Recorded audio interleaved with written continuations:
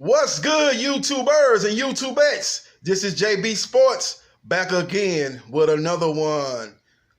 Vasiliy Lomachenko beats Luke Campbell by unanimous decision. He captures Luke Campbell's WBC belt, adds on to his collection of the WBA and the WBO belt.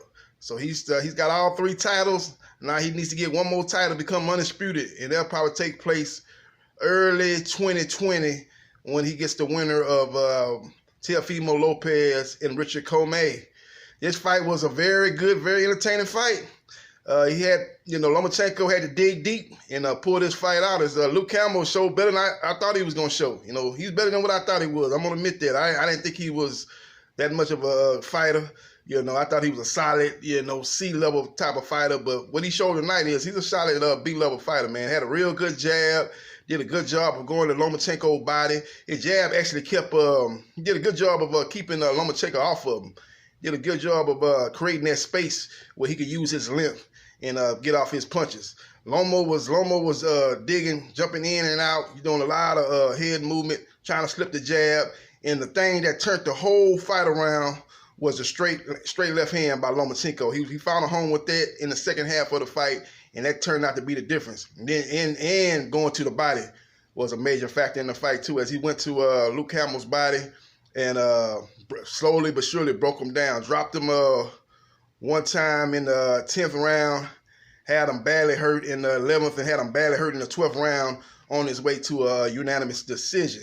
Now, Luke Campbell, like I said, he did a lot of good things, but I think if he could have threw that uppercut as Lomachenko was jumping in and jumping out, I think he would have had a good chance to maybe hurt Lomo and maybe stop him in the second half of that fight. But for some reason, that uppercut was never in his repertoire. I never saw it while I was watching him either in other fights. I was like, man, this guy doesn't throw an uppercut. He's a southpaw. He throws a left jab and a straight right hand. And that's what he does, And, he never, he throws a right jab and a straight left hand. That's basically what he does. He throws a right jab and a straight left. But Lomachenko's jab was on point the whole night. He was able to slip that jab and time. And the great thing about Lomachenko is he'll slowly figure you out and he'll slowly do what he got to do to make the adjustments in the fight. And that's what he did. He went to the body.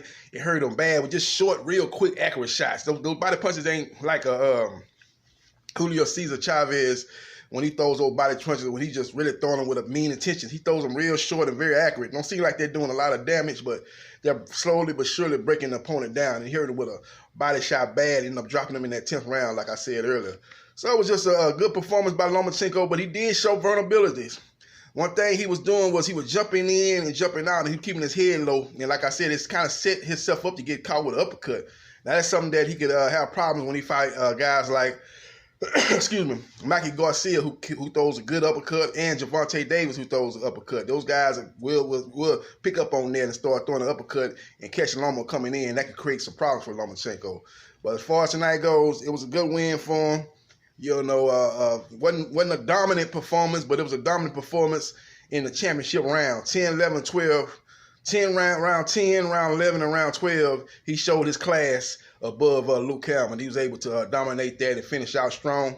I thought the judges had the scores a little too wide. One of them had it 119, 108.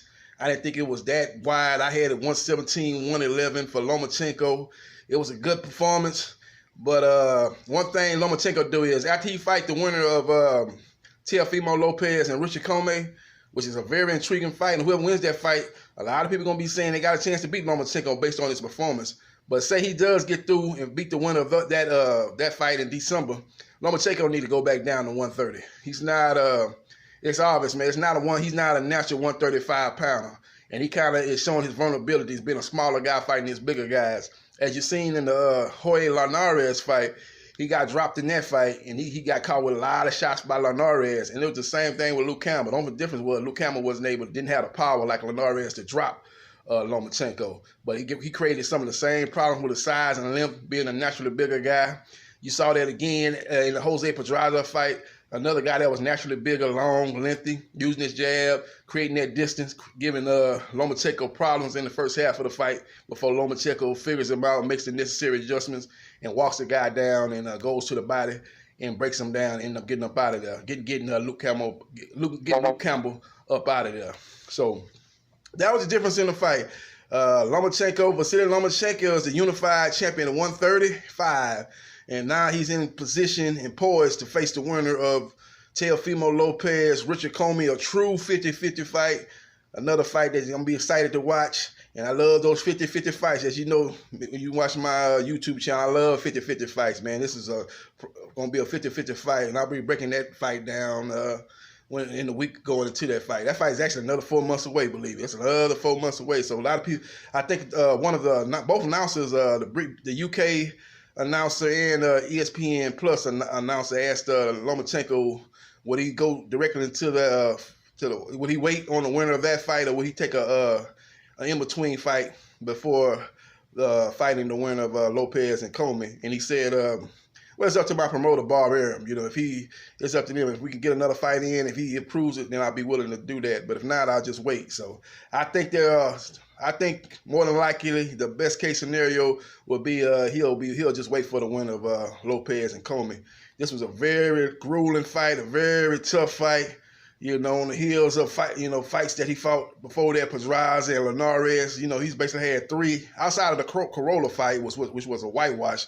Three of his last 4 fights have been very grueling, very tough. So it'll be good for him to take a break through the end of this year and get ready to fight the winner of Lopez and Comey at the beginning of 2020. And that possibly could be a ESPN pay-per-view fight that top-ranked boxing be looking to put on.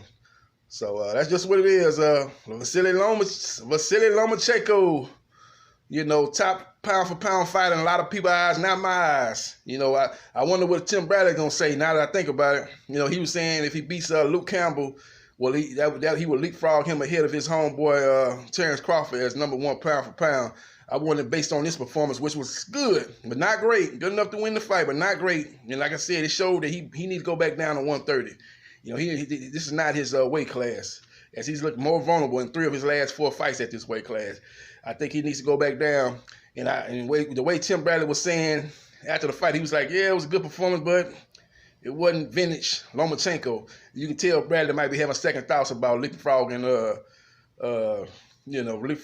Loma ahead of Terrence Crawford. I think he got second thoughts. He might have to go back on there. Somebody need to ask him in a post-fight press conference, or when they get him on after the fight, ask him, hey, man, do you still believe Lomo is better than Terrence Crawford based on this win over Campbell? Because you said you was going to put him ahead of him if he got the win, so do you still feel that way? Because the way he was talking after the fight, he was less than impressed with Lomachenko's performance. You know, he gave him credit for, winning the fight, and he did what he had to do. You know, he gritted out a win over a tough game opponent. But he sounded like he was not that impressed, so he might be having second thoughts of leapfrogging Lomachenko over Terrence Crawford. And I'd like to see a lot of Luke Campbell, man. That guy's a solid fighter, a good fighter. I think a good fight would be for him, for Luke Campbell, would be Robert Easter Jr. That'd be a good fight. 2 tall, long, lanky lightweights. Both of them got good, both of them, come to fight. I think Campbell's probably a little bit more technically sound. I think Easter probably have a little bit more power, and he got a little bit more power in the right hand. I think it'll be a good fight, man. 2 long guys and 2 guys with some skill levels. So they probably should look at that fight. It might be promotional issues that might cause that fight not to take place, as Luke Campbell's with Eddie Hearn and Robert Easter's with Al Heyman. But that would be a good fight to maybe make.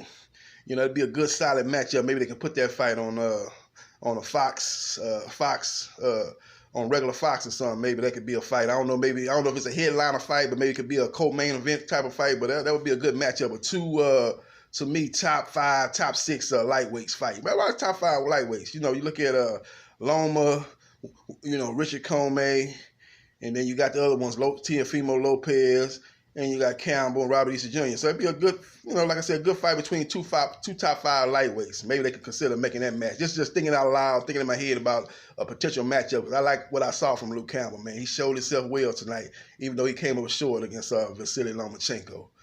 So one thing he does need to work on, though, he needs to work on his inside fighting. And a lot of those UK fighters need to work on that. They're very technical and they're very skilled on the outside, but work on your inside fighting, work on your uppercut, and work on your going to the body.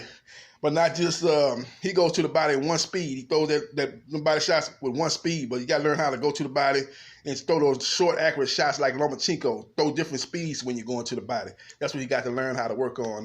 Work on little things like that. I think he's got a good trainer in Barry McGowan,